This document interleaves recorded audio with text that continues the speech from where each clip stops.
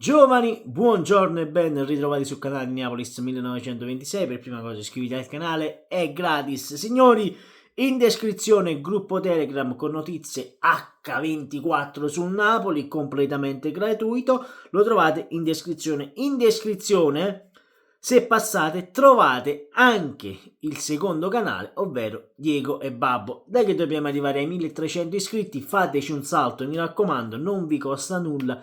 È il canale di Diego, quindi facciamolo contento. Detto questo, passiamo alle notizie di calciomercato. Premessa, questo video sarà diviso in due parti, perché Sky Sport 24 questa mattina e nel primo pomeriggio sta rilasciando tantissime notizie. Ecco, secondo me fra poco cambieranno il nome del canale da Sky Sport 24 a Sky Napoli 24, perché non si sono mai viste, scusatemi, queste notizie sul Napoli, ed è qualcosa di allucinante. Significa che il Napoli fa vendere a Sky, no? Tutte queste cose. Comunque andiamo a leggere quello che scrive Francesco Modugno di Sky Sport 24. C'è il salvadanaio Osimhen da rompere, e qui lo sappiamo, sono tanti soldi. Mi voglio collegare un attimo a questo discorso di Modugno, alla prima pagina di Tutto Sport, che cita Osimhen, mossa Gatti, una cosa del genere, per sbloccare l'affare Gatti. Caro Giuntoli, tu reputi Gatti valore di mercato 75 milioni? Fammi capire una cosa, non riesco a concepire, perché qui si sta parlando di uno scambio, addirittura scambio Gatti per Osimhen. Cioè, siamo alla follia, ragazzi, non ci credete mai.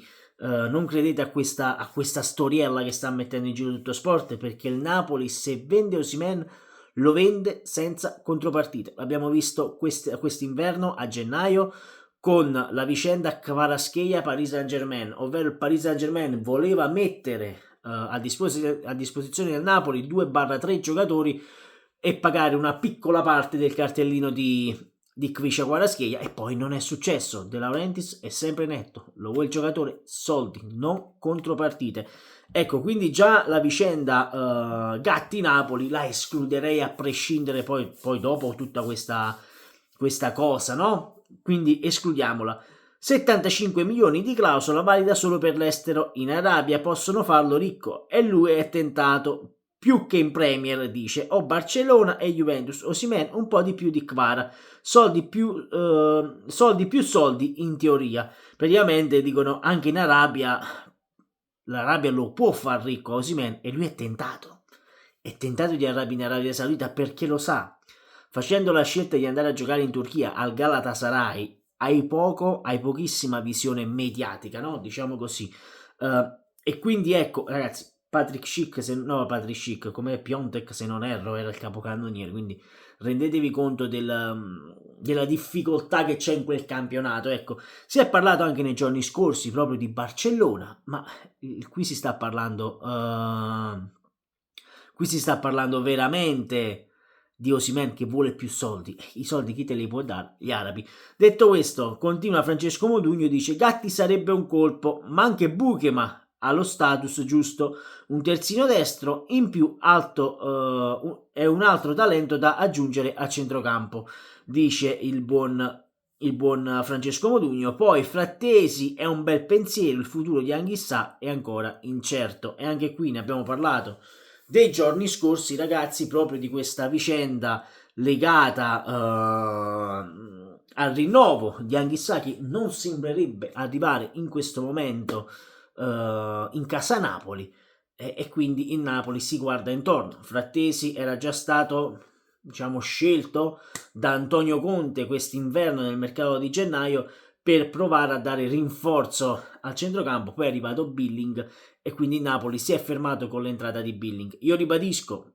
secondo me, se il Napoli mette fuori Anghissà, lo riesce a vendere a una cifra intorno ai 15-20 milioni, il Napoli prenderà un giocatore a centrocampo di quella cifra, perché a quel punto poi tu devi far giocare Frattesi se lo paghi 30-40 milioni, ragazzi. E tu in questo centrocampo chi togli? Gilmour, Lobotka, che in questo momento stanno facendo vedere che il 3-5-1-1 del Napoli di Antonio Conte sta funzionando, e quindi non credo che il buon Antonio butti 50 milioni, perché tanto vi ricordate a gennaio di se lo vuole la Roma sono 50, se lo vuole il Napoli sono 70 milioni, e giustamente e mi è venuto qua, questi dicevano tenete soldi, se avete i soldi cacciateli, pagatemi 70 milioni frattesi.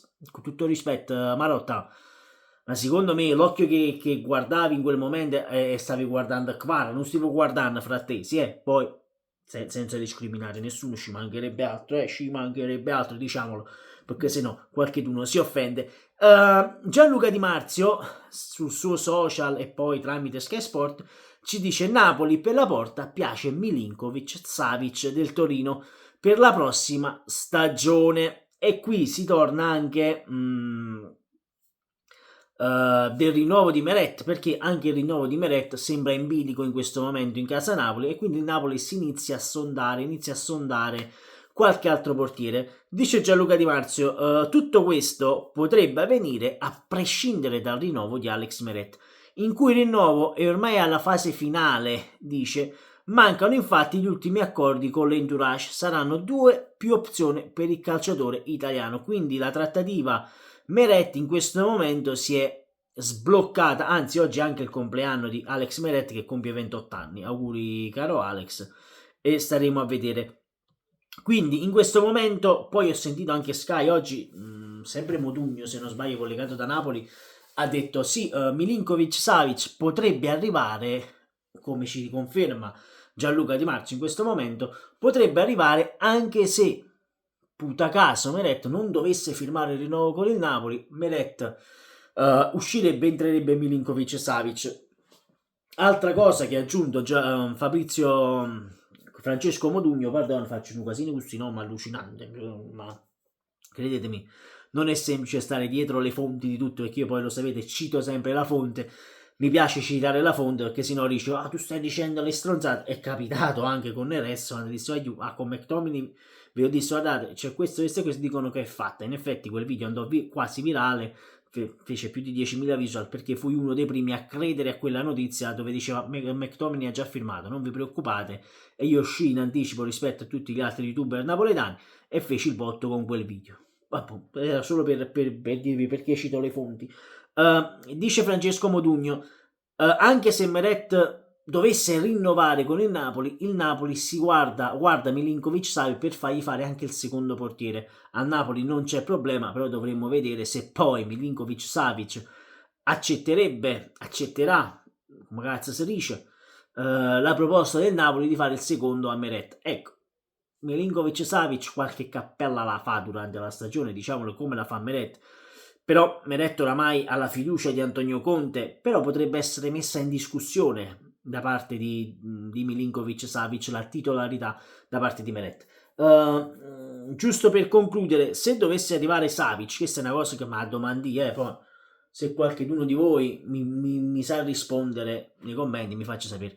Se tu pigli Savic, se tu prendi Savic, scuffetta, che fa? Fu terzo portiere, continui che fu quarto portiere, Caprile che dovrebbe ritornare a Napoli dallo scambio, come funziona? Come te la sbrighi questa scelta, caro Manna?